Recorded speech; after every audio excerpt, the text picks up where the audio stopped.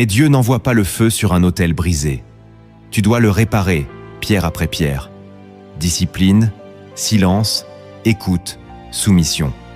Il ne suffit pas de parler, il faut rester. Il ne suffit pas d'écouter, il faut se taire. Dieu veut faire de toi un homme ou une femme d'autel, pas de surface. Il veut que tu le rencontres chaque jour, même sans émotion, même sans réponse immédiate. La fidélité dans le secret est la plus grande preuve d'amour. Tu ne pries pas pour être exaucé, tu pries parce que tu es à lui. Et cette constance ouvre des portes que la connaissance ne pourra jamais ouvrir. Reconstruire l'autel, c'est prendre une décision ferme. Je donne à Dieu 1 heure, un lieu, une attention sans partage. Et je le fais non pas quand je peux, mais parce que je suis appelé. L'autel te transforme plus que tes œuvres. C'est là que ton identité s'établit, que ton regard change, que ton esprit se dégage des chaînes invisibles. Si tu veux porter l'élection avec vérité, ta deuxième réponse sacrée doit être claire. Reviens à l'autel et ne quitte plus ce lieu. C'est là que Dieu parle à ses intimes. La troisième réponse sacrée à l'appel de Dieu, c'est d'embrasser les saisons d'incompréhension.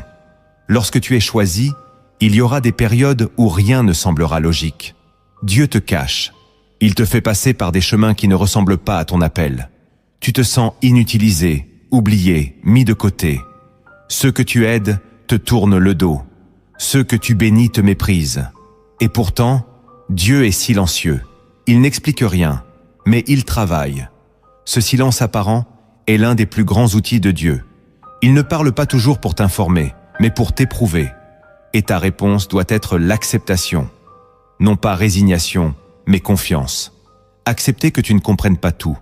Accepter que le ciel a un temps que la terre ignore. Ce que tu vis aujourd'hui est peut-être une dissimulation protectrice. Dieu cache les perles jusqu'à ce qu'elles soient prêtes.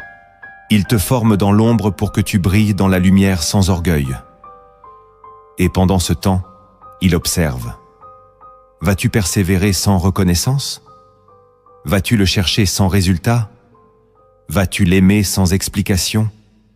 C'est dans cette obscurité que naît la foi profonde. Non plus une foi fondée sur les promesses visibles, mais sur la fidélité nue de Dieu. Ta réponse sacrée, c'est de continuer. De te taire sans t'éteindre, de marcher sans voir, de louer sans ressentir. Car chaque fois que tu choisis de rester debout dans l'incompréhension, tu deviens plus fort que tu ne l'étais hier. Et ce que Dieu prépare dépasse ce que tu vis. Mais il ne confie pas sa gloire à ceux qui fuient dans l'ombre. Il l'accorde à ceux qui acceptent d'y être formés.